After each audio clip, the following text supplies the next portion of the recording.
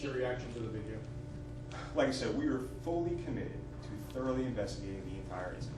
Chief, did the officers see him physically touch the woman? We're going through that investigation right now. There are indications that yes, they did see the man trying to pull the woman away. And were they working as officers on duty, or were they working in an off-duty capacity for the club? They were working as extra duty officers for the club. But anytime our officers are witness to any crime, especially domestic violence, we are required to respond and revert to an on-duty status, and that's what they did.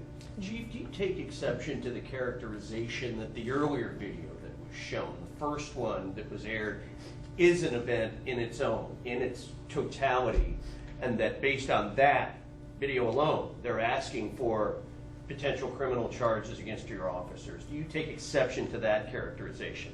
No, we want to investigate the entire incident from start to finish, and officers have to make split-second decisions in the blink of an eye, and officers don't have the luxury of going and looking back at little clips of videotape while they're in the midst of this. So we're going to investigate the entire incident from start to finish. There's several videos that we have, several witness statements, and the entire investigation will be fully investigated. Why not take the officers off the streets during their investigation? Based on what I know now, I have no reason to take them off the streets. Based on the totality of the circumstances, and that includes the videos, witness statements, and everything I have right now. Are you So- cooperative has the woman that was involved What's been? that? How cooperative has the woman that was involved with this been, and what is her side of the story? She was intoxicated that night as well, but did provide a written statement, which we'll give to you at the end of this. So Carter says that he was not drunk, that he did not try to hit the officer, he was not physically fighting with this woman. He says that none of that is true. And he said that he did not think OPD needed to be involved in that situation at all, and that it was your officers who escalated the situation, not him. I guess, what do you have to say about that? We absolutely have an obligation to intervene in any type of altercation, especially something that might be domestic violence or dating violence. So to say that we should not get involved in that situation it is not a good statement. We need to get involved. That's why the police are out there. We have to get involved in those situations to intervene domestic violence or dating violence.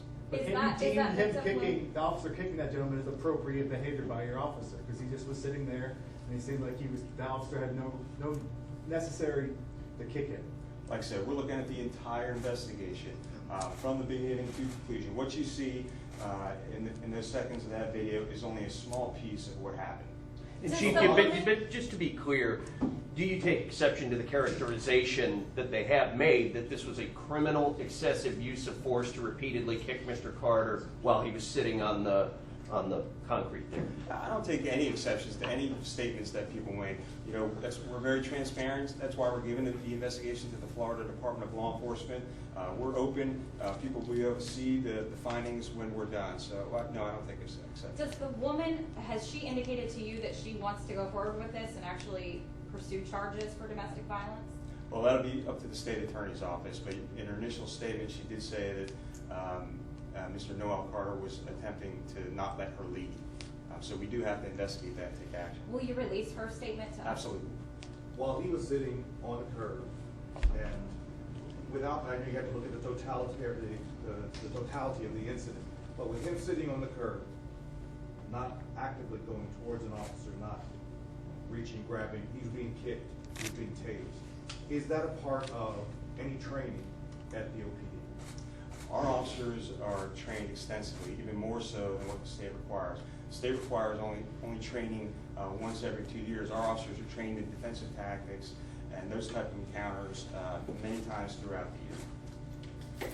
You guys do have body cameras in use, and if so, how do you decide who gets to use those? Well, over a year ago, we engaged in a 1-year-long study with the University of South Florida where we purchased 50 body-worn cameras. And those 50 body-worn cameras were given to volunteer officers who volunteered to wear the cameras during the 1-year-long study. And those officers still have those cameras to this day. But Chief, that wouldn't apply to off-duty officers, would it?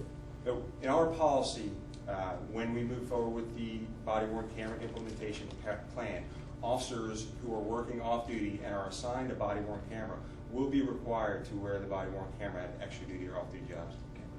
Will these two officers be allowed to continue working in an off-duty capacity while under investigation? Yes.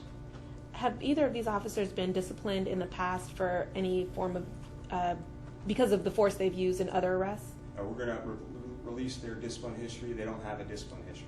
There's nothing current on the discipline history. Can you tell us their history with OPD, how long they've been employed? We'll get that. I know Officer Mays has been with us 20 years, and I can't remember the exact for David Freeze, but we'll get that.